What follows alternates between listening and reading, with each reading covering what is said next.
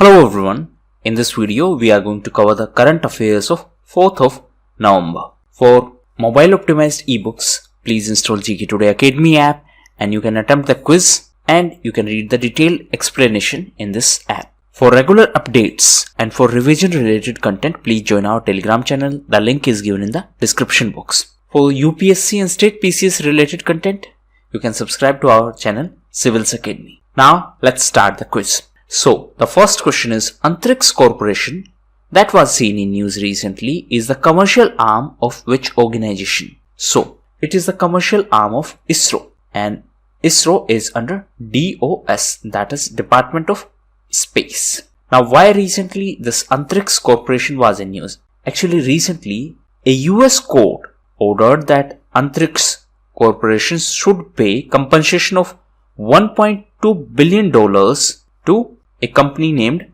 Devas Multimedia. This Devas Multimedia is a Bengaluru based company. In simplest term, a deal was signed between Antrix Corporation and Devas Multimedia, and later Antrix Corporation cancelled this agreement on the grounds of alleged corruption and quid pro quo, and subsequently Devas Multimedia approached court that this cancellation of deal has hampered their interest. So that is why this entire issue was in news. Now the headquarters of ISRO is in Bengaluru in Karnataka. Recently, Karnataka was in news because of Mangalore International Airport. Actually, there are two airports in Karnataka. One is Kempegowda International Airport. This is in Bangalore. And second is Mangalore International Airport. So these two are the international airports in Karnataka. Recently, Adani Group took charge of this Mangalore Airport. It is important to note that Mangalore Airport is one of the three airports which Adani Group is going to take over from AAI because of the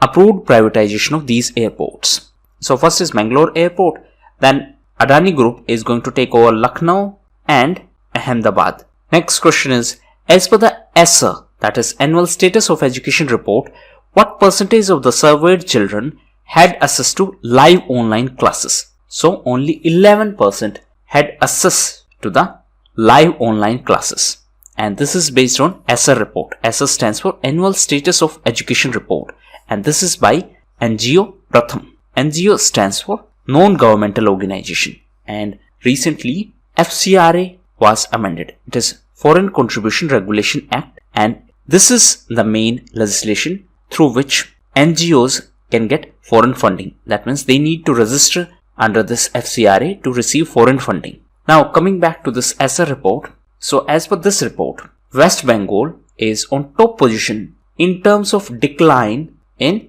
school dropout rate. It is important to note that this ASER survey is conducted since 2005. So as per this latest survey, only 11% of the children had access to live online classes, and this shows digital divide. That means digital inequality in our country. Next question is, which Indian state has been adjudged the best governed state in the Public Affairs Index of 2020? So this is Kerala. Recently this Public Affairs Index was released, and as per this index, Kerala is the top performing state. That means Kerala is the best governed state. And this index is released by PAC, that is Public Affairs Center.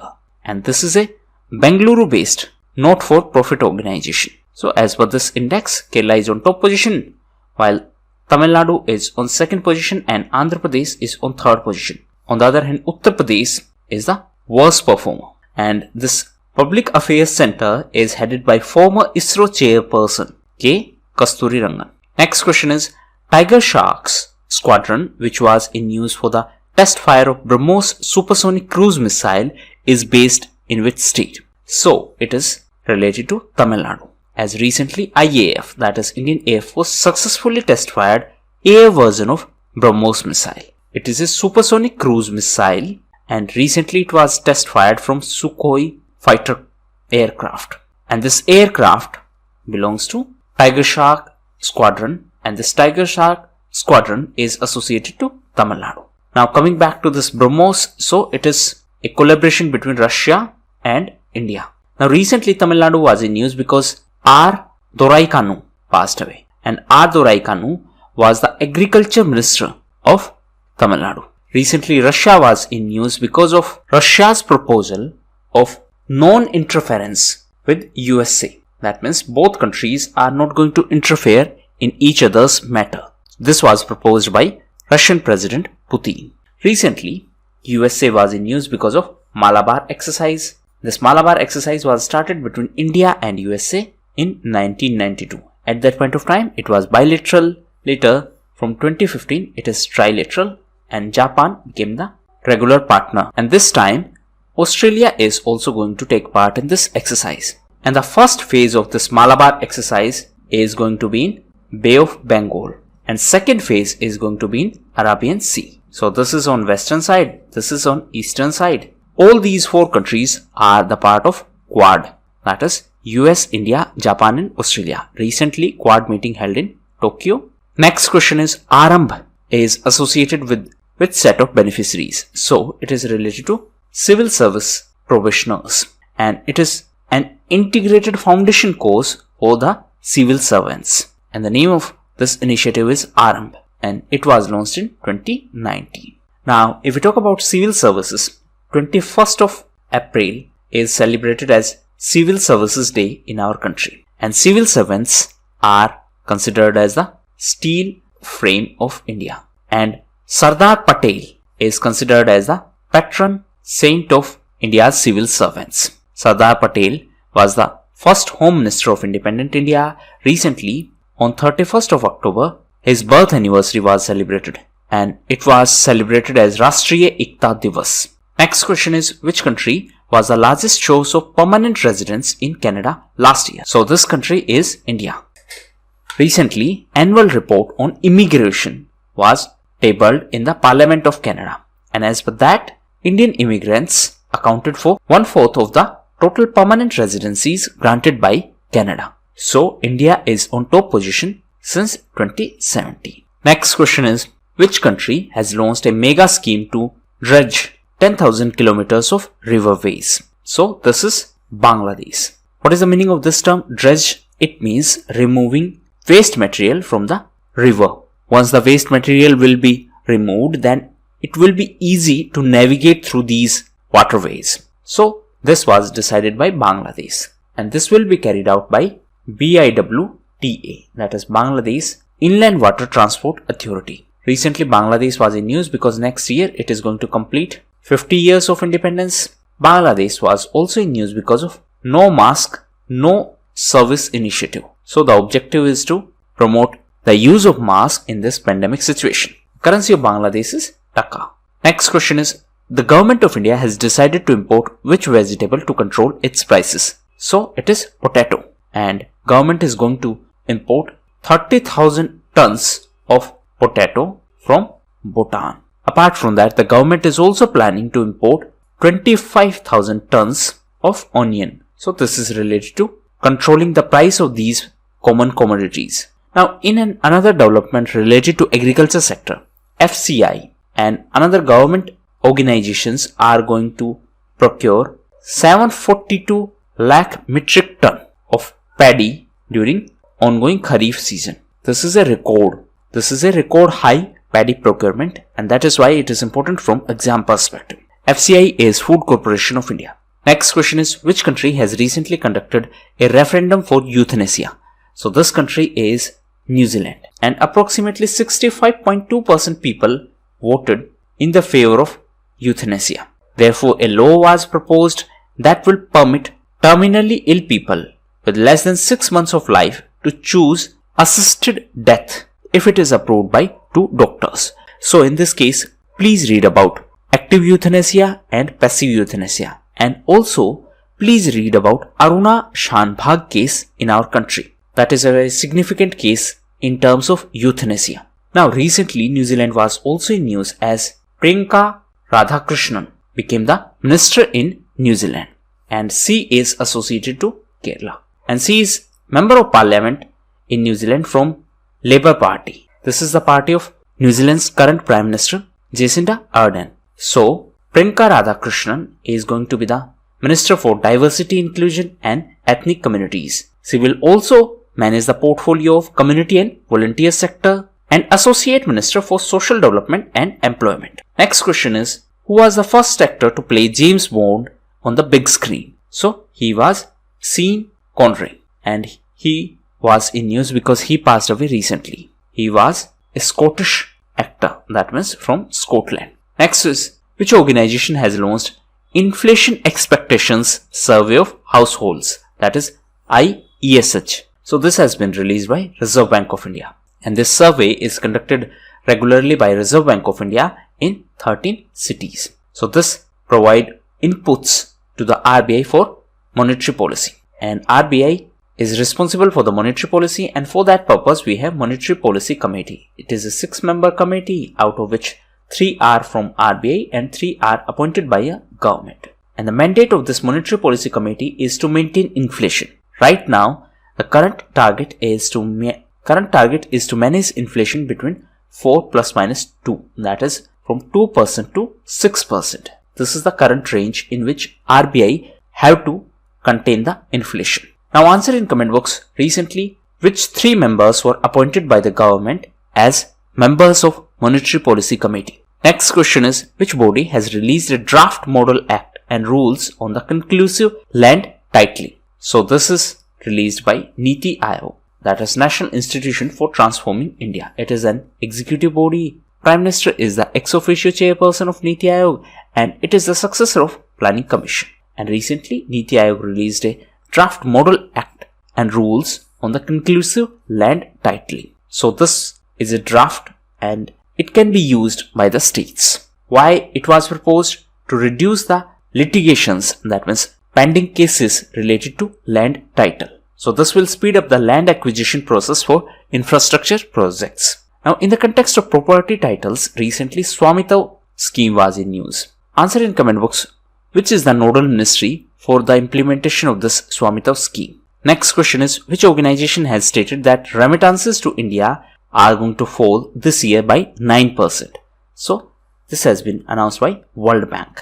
Remittances means when Indians work in another country and when they send money back to India. This is remittance for us. So as per World Bank estimation, we are going to witness 9% fall in the remittances. Recently, World Bank was also in news because of STARS initiative. World Bank was also in news because of Bisri Dam. World Bank was also in news because of Bisri Dam, and it is in Lebanon. So recently World Bank cancelled $244 million support for the Bisri Dam project in Lebanon. So these were the most important questions. Now we are going to cover important events. First is related to GST collection. So in October month, the GST collection was 1.05 lakh crore, and after a long time period, GST collection has crossed the mark of 1 lakh crore. So since February, this is first time that it has crossed the mark of 1 lakh crore. So this shows that the economic activities are reviving.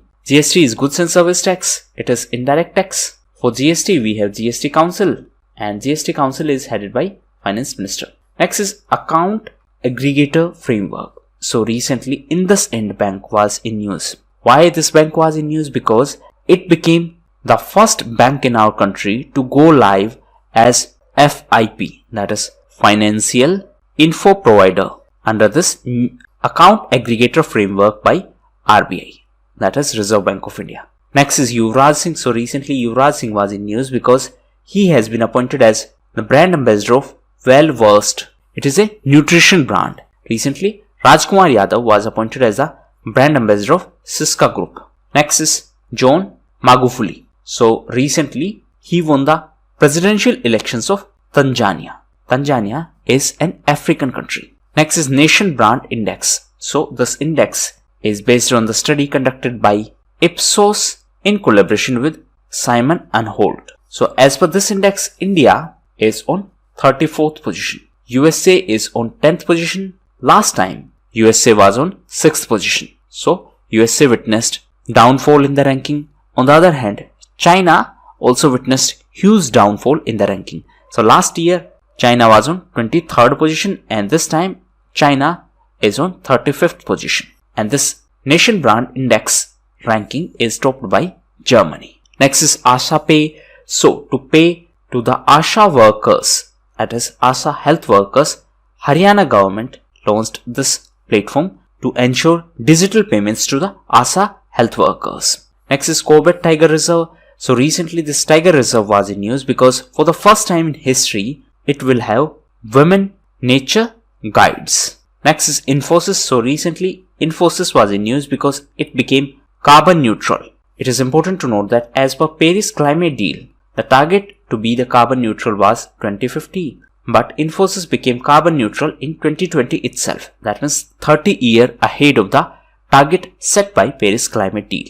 Next is World Network of Biosphere Reserves. So from Indian side, Panna Tiger Reserve of Madhya Pradesh was included in this list of World Network of Biosphere Reserves. This is an initiative of UNESCO. And from the side of Maldives, 2 sites were selected. One is Addu Atoll and second one is Fua Mula Biosphere Reserve. So these 2 are in Maldives. Now with the inclusion of Panna Tiger Reserve, it is 12th entry from Indian side. While in case of Maldives, these were 2nd and 3rd entries. Next is Rajiv Jalota. So recently Rajiv Jalota was in news as he became the new chairperson of Mumbai Port Trust. Next is Electronics Sector Skill Council of India. So recently PVZ Menon became the new Chief Executive Officer of Electronics Sector Skill Council of India. Next is India's first solar powered miniature train. So recently this miniature train was inaugurated at Velli Tourist Village in Kerala. And this is India's first solar powered miniature train. Next is Pandemonium, the Great Indian Banking Tragedy. So it is a book and it is authored by T. Bandopadhyay. Next is annual ranking of world's safest banks. So recently this ranking was released by Global Finance. And as per this, KfW Bank of Germany is the world's safest bank. And this is the 29th edition of this annual ranking. Next is Banking Regulation Act.